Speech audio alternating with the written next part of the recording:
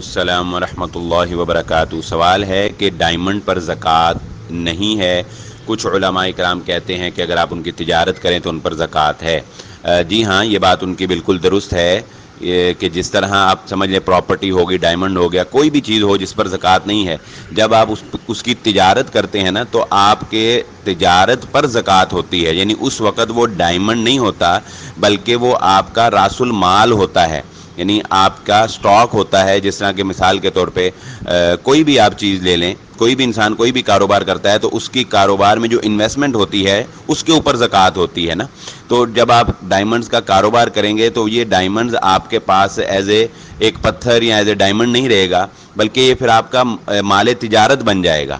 تو مال تجارت ہونے کی حیثیت سے پھر آپ اس کے اوپر زکوٰۃ ادا کریں گے۔ جس طرح کہ پراپرٹی پر ویسے تو زکوٰۃ نہیں ہے، یعنی گھر وغیرہ پر زکوٰۃ نہیں، لیکن جب آپ پراپرٹی خریدتے ہیں تجارت کے لیے، اس کو بیچنے کے لیے، تو اس وقت وہ مال تجارت بن جاتا ہے، اس لیے پھر اس پر زکوٰۃ ہوتی ہے۔